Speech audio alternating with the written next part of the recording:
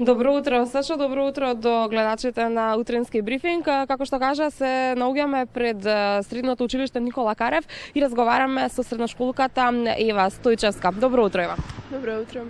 Она што ќе имаме можност да поразговараме со неа е булингот, односно врсничкото насилство, кое што е се позастапено за жал помеѓу средношколците и основците. Ева е вклучена во еден проект кој што ќе помогне, или барем се надеваме дека ќе помогне да се намали ова врсничко насилство. Може ли да ни кажеш за каков проект станува збор? Да, станува збор за антибулинг кампања која што ние само иницијативно учениците ја склопивме во нашето училиште. Започна во крајот на 2018 година. Уствари целата кампања ја започнавме со една анкета која што ја пуштивме анонимно меѓу учениците да видиме дали се они сведоци или дали се жртви на насилство. Кажа дека има врсничко насилство кое што се случува. Можеби не толку многу физичко насилство, но превладува вербално или сайбербулинг. Ние почнавме со тоа што реализиравме неразлични проекти. Форум театарот кој што се реализираше вчера е само дел од проектите кои што ги направивме.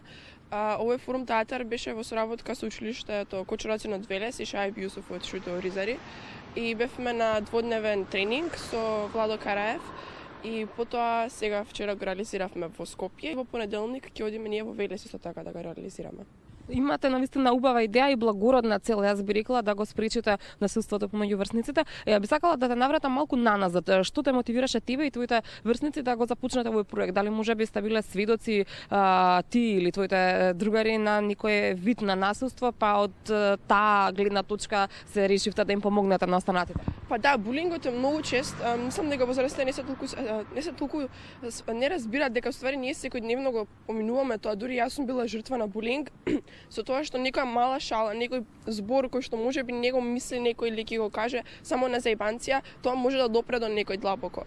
И не сме свесни за нашето ментално здравје и како влијаат луѓето околу нас. Едноставно сакаме да кренеме иницијативата за да се работи повеќе за ментално здравје, бидејќи се влијае на нас во моменти кога ние сме најнеемотивно стабилни. Исто така како дел од овој проект, исто така ние сакавме да направиме нешто каде што ние како врсници можеме директно да се вклучиме. Тука ние направивме врсничката медијација, каде што уствари ние, како трета личност, како неутрална личност, би се вклучиле во конфликт помеѓу учениците. Сега конфликтот да не мора да ескалира, да оди до психолог, педагог, да не мора да иде до педагошки мерки, да не биде толку големо направен, туку да може да се стиши, да може од нас да побарат помош. Бидејќи мислиме дека учениците повеќе би се отвориле на некој нивна возраст, отколку на некој возрастен кој што има повеќе авторитет од нив. Ви успевали овој вид на медијација? Дали до сега се покажало дека има успех? Се уште сме во процесот каде што ние сме обучувани за како да го водиме овој настан. Значи тие обуки траат веќе долг период, повеќе од една година, со различни психолози, психологот од нашето училиште. И сега тек ќе го започнеме тој процес каде што ние ќе се вклучуваме директно, меѓутоа имало некои пробни каде што супер се реализирали и стварно сме успеале да помогнеме.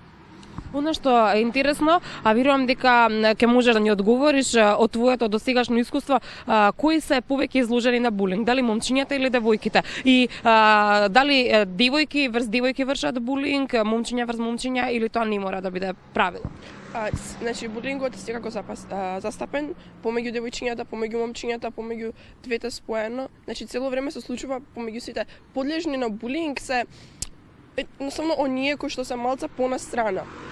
Тие најчесто што се потивки, тие најчесто што не се толку активни по различни проекти, тие најчесто се тие метата на булинг. Со тоа што да булиз, да ги кажем, или насилниците, тие се најчесто некои кои што се со поголема самодоверба или со некој многу внимание кој што добиваат и сакаат само повеќе внимание добиваат. Меѓутоа сите буквално нема некакво правило дали е меѓу девојчиња или меѓу момчиња. Ива само уште едно прашање пред самиот крај, бидејќи ни стекува времето. Спомена дека проектот ќе продолжи во уште 2 училишта. Имаш ли впечаток дека вчера беше успешен и дали се постигна тоа што сакавте да го постигнете преку театарот? Да, јас лично не очекував толку многу, меѓутоа децата кои што беа во самата публика стварно се вклучи, стварно беа заинтересирани и ни потврдија само дека булингот и дека тие сцени кои што ние ги прикажавме на вистина се случуваат и се реални ситуации. ученици. Се надевам дека ние потикнавме проактивност кај самите ученици, дека ќе се вклучат они повеќе, дека ќе завземат некој став кога ќе бидат сведоци, бидејќи кога си сведок, си технички соучесник, бидејќи ништо не правиш. Ти благодарам многу за денешното вклучување во утрински брифинг, а една порака до сите наши гледачи еве од Ева и од мене, немој да бидете жртви на насилство, немој да дозволите да бидете жртви на врсничко насилство, меѓутоа немојте да бидете ниту насилници.